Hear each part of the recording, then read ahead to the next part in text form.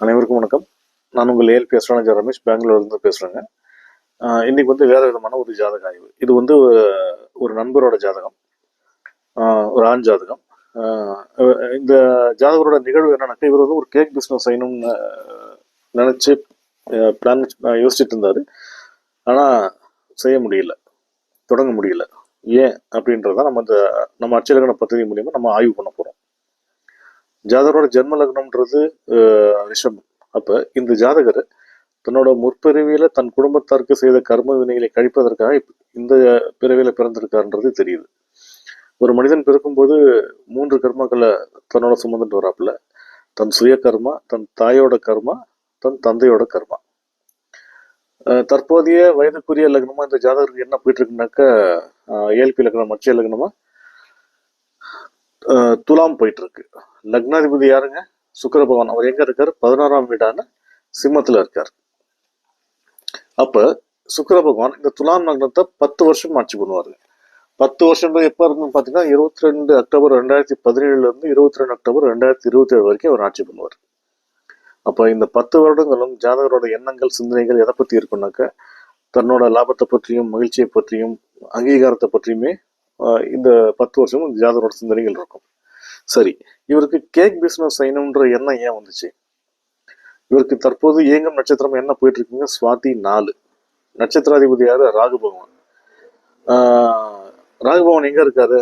ஏஎல்பிக்கு 2ஆம் வீடான விருச்சிகத்துல இருக்காரு. உணவுன்னு சொல்றது 2ஆம் பாவகம். 5ஆம் பாவம்ன்றது மனசு. அப்ப இந்த 5ஆம் பாவத்துல யாரு இருக்காருன்னு பாத்தீங்கன்னா, கோச்சார சந்திரனும் கோச்சார சனி பகவானும் இருக்காங்க. சனி பகவான் யாருங்க? தொழில்காரர்கள். சந்திரனோட காரகத்துவம் என்னதுங்க? உணவு தொழில். அப்ப இந்த ஜாதகர் உணவு சம்பந்தப்பட்ட கேக் பிஸ்னஸ் செய்யணும்ன்ற எண்ணம் மனசுல வந்திருக்குன்றது தெளிவா தெரியுது. ஆனாலும் இவரால் இந்த தொழிலை பண்ண முடியல, ஆரம்பிக்க முடியல. ஏன் அப்படின்னு பார்த்தா, தொழில்னு சொல்ற 10ஆம் பாவகத்துக்கு தொடர்புடைய புதன் பகவான் அவர் எங்க இருக்காருங்க? ஏஎல்பிக்கு 12ஆம் வீடான விரயஸ்தானத்துல இருக்காரு. கோச்சாரத்துல புதன் எங்க இருக்காரு? 7ஆம் பாவகமான கலஸ்தரஸ்தானத்துல இருக்காரு. அப்ப மனைவி சூழ்நிலையால இவருக்கு பிரச்சனை வந்திருக்கு, பிசினஸ் ஆரம்பிக்க முடியலன்னு வருது. மேஷத்துல இருக்கிற கோச்சார புதன் தன்னோட 7ஆம் பார்வையா ஏஎல்பி லக்னத்தை பார்க்கறாரு. லக்னத்துல யார் இருக்கா? கோச்சார கேது. அந்த கோச்சார கேது என்ன பண்றாரு? இந்த தொழில் ஆரம்பிக்க முடியாதபடி ஒரு தடையை உண்டாக்கிட்டார். சரி, சூழ்நிலையால தடை உண்டாயிருச்சுன்றது ஓகே. மனைவி எப்படி காரணமானாங்க? 7ஆம் பாவம் சொல்ற மனைவி ஸ்தானத்து லக்னாதிபதி யாருன்னு செவ்வாய் பகவான். அவர் 12ஆம் வீடான கன்னியில இருக்காரு. கோச்சார செவ்வாய் எங்க இருக்காருனாக்க தொழில் ஸ்தானம்னு சொல்ற 10ஆம் பாவகமான கடகத்துல இருக்காரு.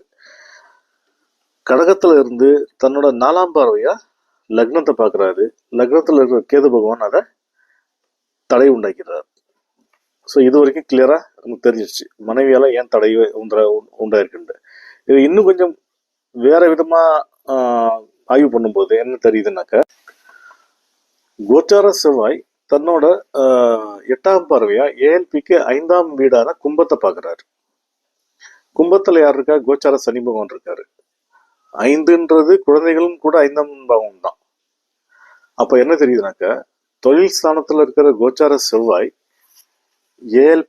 கோச்சார செவ்வாய் ஏஎல்பியா வச்சு பார்த்தா 8ஆம் பாவகமா என்ன வருதுன்னு பாத்தீங்கன்னா கும்பம் வருது. கும்பத்துல யார் இருக்கா? கோச்சார சனி பகவான் வச்சுங்களா. 8ன்றது வெளியூர். அப்ப இந்த ஜாதகரின் மனைவி அவரோட வேலை விஷயமா வெளியூர்ல இருக்கிறதுனால, அதாவது வெளியூர்ல வேலை பார்க்கறதுனால, இந்த ஜாதகரோட மனைவி வெளியூர்ல வேலை பார்க்கறாங்கன்றது இதுல தெளிவா தெரியுதுங்க. அப்ப தொழில்னு சொல்ற பிசினஸுக்கு தொடர்புடைய புதன் பகவான் 7ன்னு சொல்ற சூழ்நிலை ஸ்தானத்துல இருந்தும் தன்னுடைய 7ஆம் பார்வையா லக்னத்தை பார்த்து, லக்னத்துல இருக்கிற கேது பகவான் அதை தடை பண்ணதுனாலையும், 7ஆம் பாவகம்னு சொல்ற மனைவி ஸ்தானத்து லக்னாதிபதி செவ்வாய் பகவான் கோச்சாரத்துல 10லயும் வெளியூர்ல வேலை செய்யறதாலையும் இந்த ஜாதகர் தன் குடும்பத்தையும் தன் குழந்தைகளையும் பார்த்துக்க வேண்டிய சூழ்நிலை காரணமாகவும் இவரால் இந்த கேக் பிஸ்னஸ் தொடங்க முடியலன்றது ரொம்ப தெளிவா தெரியுது. இப்படிப்பட்ட ஒரு நிகழ்வுக்கான காரணத்தை காரண காரியத்தோடு துல்லியமாக தெரிவிக்கக்கூடிய அட்சயலக்ன பദ്ധதி என்னும் அற்புதமான ஜோதிட முறையை உருவாக்கிய எனதருமை குருநாதர் புதுவுடை மூர்த்தி அவர்களுக்கும் எனக்கு கற்பித்த அனைத்து ஆசான்களுக்கும் இறைவனுக்கும் குலதெய்வத்திற்கும் நன்றி. மேலும் அடுத்து ஒரு ஜாதக ஆய்வில் சந்திப்போம். வணக்கம்.